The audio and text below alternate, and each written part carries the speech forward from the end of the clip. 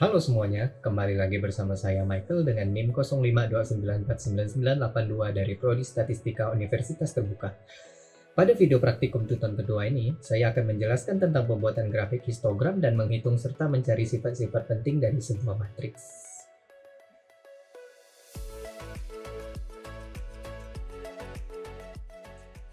Pada soal nomor 1, kita akan melakukan simulasi dan visualisasi distribusi normal waktu, yaitu distribusi normal dengan min 0 dan standar deviasi 1 yang ditulis sebagai N01.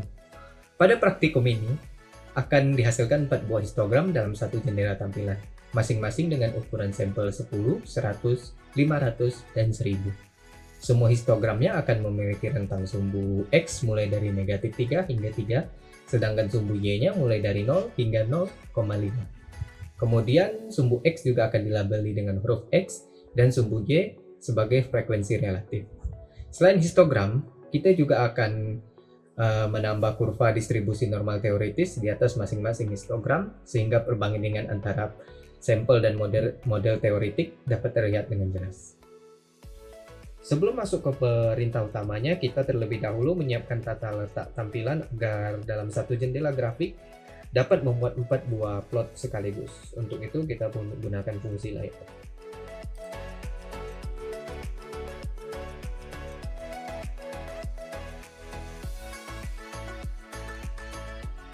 C1234 digunakan untuk menunjukkan bagaimana kita akan membuat area untuk plotnya. Encol berarti setiap baris akan memiliki 2 kolom. By row berarti pengisian plot akan dilakukan baris per baris. Dengan demikian pengisiannya akan mengikuti urutan 1, 2, 3, dan 4. Sekarang kita munculkan tata letak plotnya.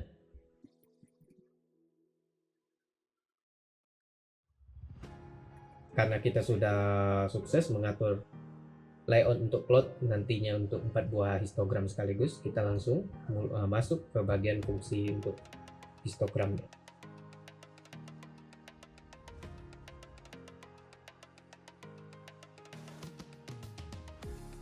R-norm di sini kita gunakan untuk membuat data acak dengan distribusi normal, dan N-nya nanti akan menjadi jumlah sampel yang akan kita simulasikan.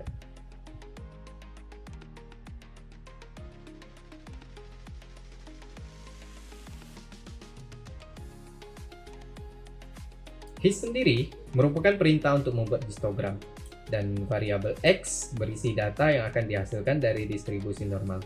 Nantinya histogram akan dibuat berdasarkan nilai-nilai dalam variabel ini. Perintah ini menyatakan bahwa yang ditampilkan bukan frekuensi aslinya, melainkan frekuensi relatif atau probability density. Ini diperlukan agar kurva teoritis distribusi normal dapat dimasukkan dalam histogramnya. Jika kita lupa atau tidak menggunakan ini, maka bar-bar histogram yang akan kita buat akan meroket melewati batas-batas X dari histogramnya. Xlim dan Ylim digunakan untuk menentukan batas-batas sumbu X dan Y. Untuk menjaga kesesuaian dengan soal, kita gunakan min 3 dan 3 untuk X, dan 0 dan 0,5 untuk Y.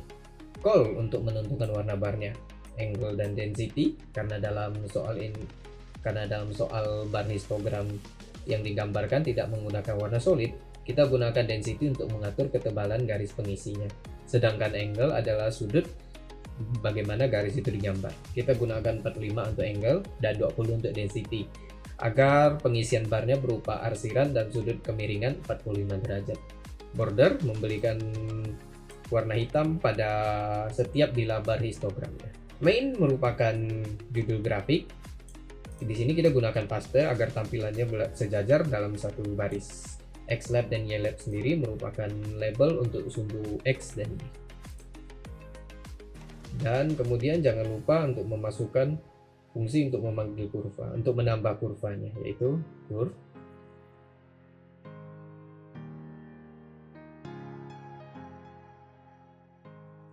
Curve merupakan fungsi yang digunakan untuk menggambar kurva. Denorm digunakan untuk menghasilkan nilai peluang densitas. Untuk line ini, kita tidak input min dan standar deviasinya, maka dinom secara otomatis akan menghasilkan densitas untuk normal baku. Dari fungsi ini kita akan memperoleh garis yang menunjukkan bentuk distribusi normal teoritis.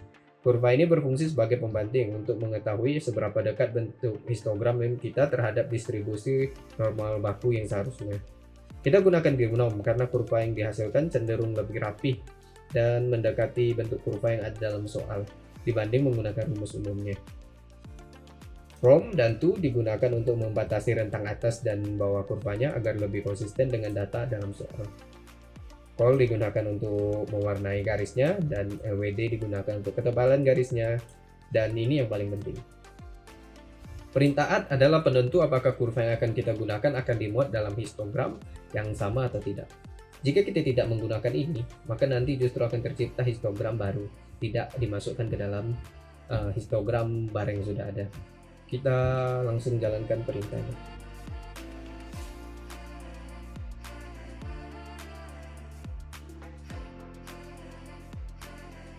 Nah, sekarang terlihat bahwa histogram acak kita sukses tergenerate. Perhatikan di histogram dengan N yang kecil. Terlihat bahwa data terkesan tidak terdistribusi secara normal. Teman-teman tenang saja, karena nilai N yang kecil tidak bisa atau sulit menentukan apakah sebuah data berdistribusi secara normal atau tidak. Lihat, semakin besar N-nya, maka semakin normal distribusinya. Hal ini mengilustrasikan apa yang dinamakan dengan hukum bilangan besar, yaitu semakin besar sampelnya, semakin baik pula sampel tersebut mewakili distribusi populasinya.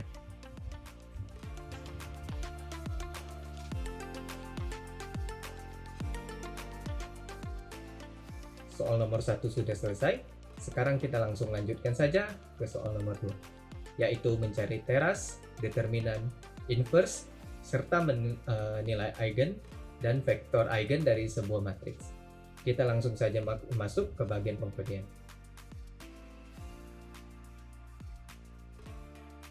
Kita beri nama fungsinya beda matriks.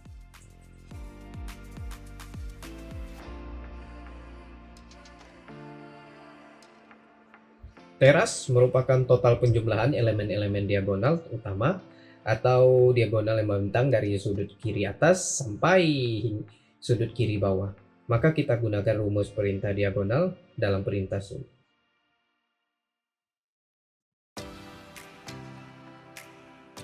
Det adalah fungsi bawaan dari R yang digunakan untuk mencari determinan sebuah matriks. Nah, untuk pertanyaan singular atau tidak, tergantung apakah matriks tersebut memiliki determinan atau tidak. Maka dari itu, kita harus menggunakan fungsi logik, yaitu if.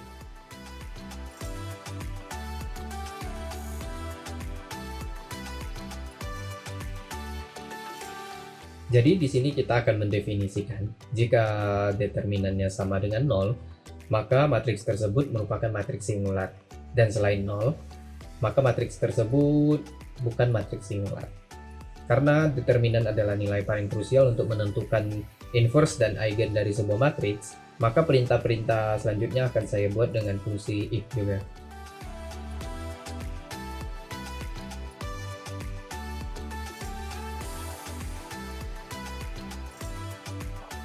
Prinsipnya sama, tujuannya agar lebih informatif saja.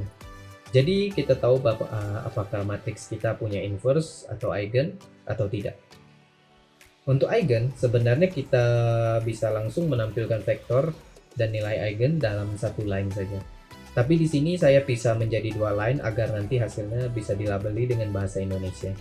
Maka dari itu kita gunakan $values untuk menampilkan value dan $vectors untuk menampilkan vektor.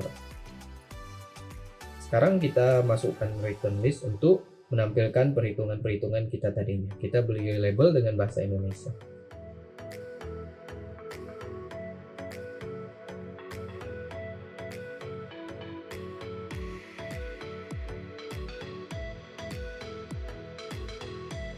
Oke, sekarang fungsinya sudah selesai. Tinggal kita input matriksnya dan coba apakah fungsi ini bisa berfungsi dengan semestinya.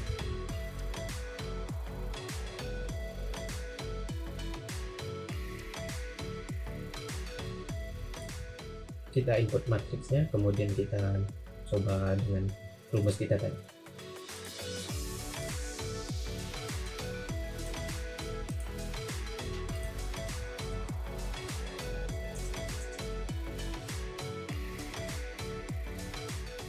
Rumusnya terlihat dapat berjalan dengan baik ya. Teman-teman jangan kaget jika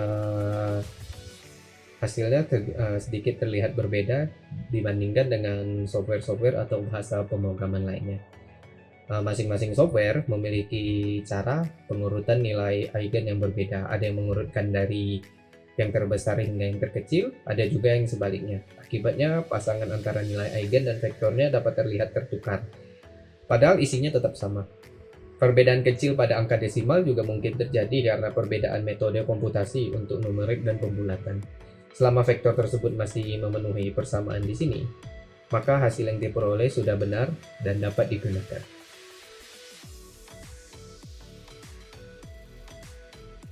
Seluruh langkah ini merupakan bagian dari praktikum 2 aplikasi pemrograman R. Langkah-langkah ini merupakan fondasi penting dalam memahami konsep visualisasi data secara terprogram dan menghitung matriks. Dan juga kita telah berhasil mendefinisikan fungsi-fungsi tersebut dan untuk menghitung komponen matriks di RStudio. Atas perhatiannya, saya ucapkan terima kasih dan sampai jumpa pada aktivitas berikutnya.